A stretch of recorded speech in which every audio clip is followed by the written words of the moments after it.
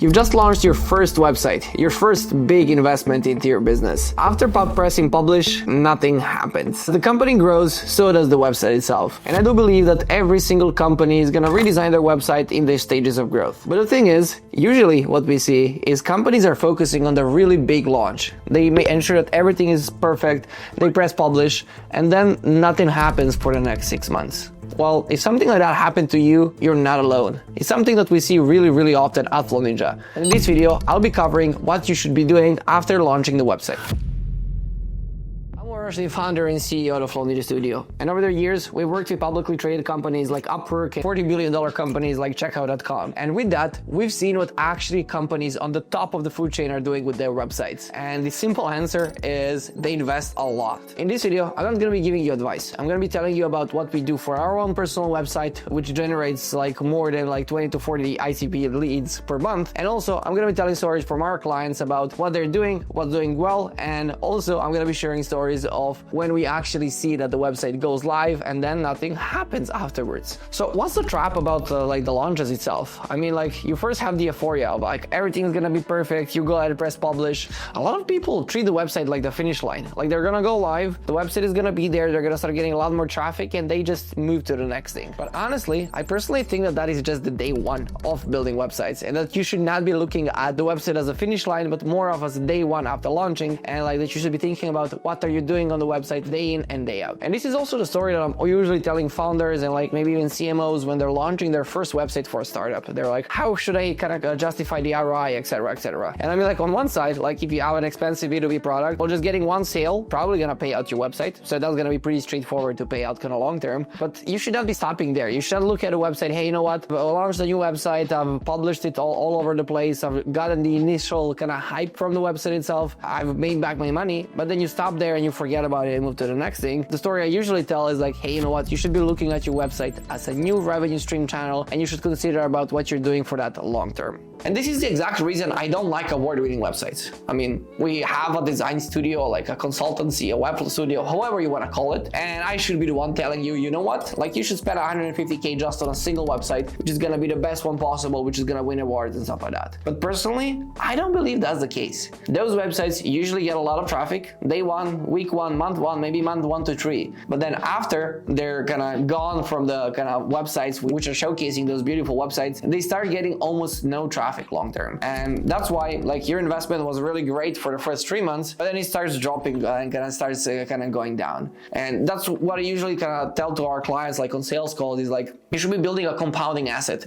Your website can be one of the biggest assets you have as a business, and treating your website as a one-off thing which is gonna go live and nobody else is ever gonna watch it is not the best thing possible, and it's not the best way to look at websites, in my opinion. And if you can afford a really nice website which is also gonna bring in traffic, perfect. Yes, that is the best thing possible ever. You have the most branded and the best websites ever on the design side, but it's also gets traffic. Of course, perfect. But for most of the businesses, the first priority should be the content strategy, should be how are you getting people to the website, how are you converting people, and then only after that you can actually think about making it fancy and making it something you wanted as a kid, from your business and from your website itself. That's why we actually developed a framework internally, which is more, better, new, and we applied for all of the websites, even our clients. That's how we make any decision in general about what are we going to be building next and what should we be focusing on in the next 3 to 6 months for every single websites that we build at Flow Ninja. So the first thing is before you even have more, you need to have something, you need to have content. And that's why we usually suggest that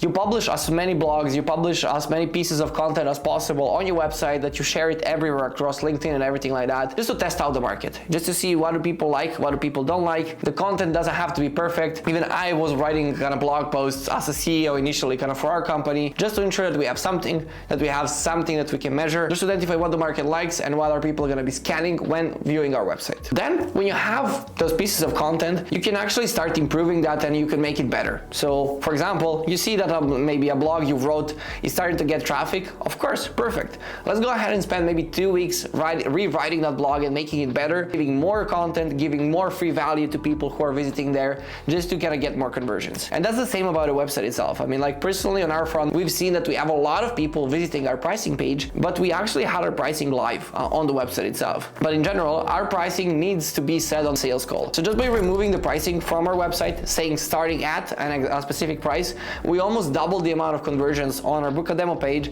with just a simple change of kind of removing the pricing from the website. So you can also start identifying when you have pages, when you have blogs, how to test out and how to improve them long term to ensure that they're going to be getting more and more conversions. And then I do believe that like if you're making less than $1 million of revenue per channel, that you should not be expanding to a new channel. I see people often saying, hey, you know what, I need a new channel, I need to do paid ads, I need to do this. And like if you're like a really funded company, you have all of the money in the world to blow, of course, you can test things like that. But usually for mid-sized companies, it's much better to double down on what's already working and spend even more money on something like that before proceeding to new channels. And even on our side, like last year, we lost almost 30 to 50K just on paid ads alone because we did not have enough capacity to focus on paid ads properly, and we wanted to add paid ads as a channel. So with that, we kind of just realized, let's stop paying for paid ads because we don't have enough time and resources internally to kind of be working on that, and let's move all that money to SEO so that like SEO and like people coming from our website are gonna be kind of converting better, and that was already working, so we just need to make it work better instead of starting a completely new channel before the old one is as optimized as possible. And that brings us to our philosophy. I mean, like our philosophy for websites are that websites are never done, and like we personally spend more than $100,000 on our marketing website alone. We have about 3 to 5 million in revenue at the moment. So like, yes, we're not a huge company,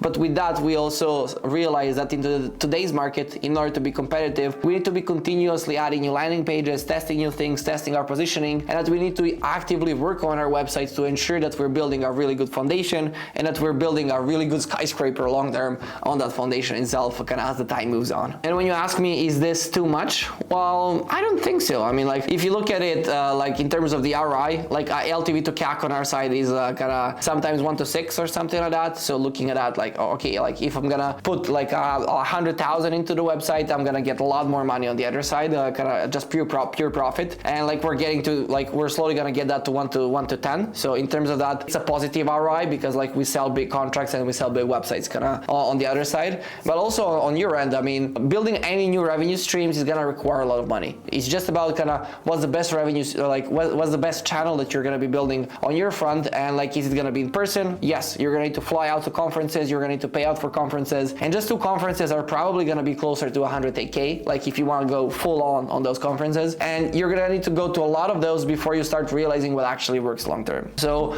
because of that, I do strongly believe that investing into your website is the lowest amount of the investments you can make as a business. In this way, you can expand your global presence long term and start building an asset which is gonna compound over time and which is gonna grow your business without you actually have to do any work to get the leads on a day-to-day basis. So what do you think? Is more better new like a really good concept for you? So like when you launch a new website, that you start adding more pages, more blogs, more content, more resources which work. When you realize that they work, you should double down on them, and you should double down on those channels before starting any new channels. And only after you've been utilized these 2 that you should actually start considering building new pages and testing new pages long term. So with that, you can visit our website down below to download a free resource kind of for your website checklist. And also, if you want us to kind of give you advice on kind of what you should be doing with your website after the launch, feel free to schedule a call down below, and we'll be more than happy to give you some free advice.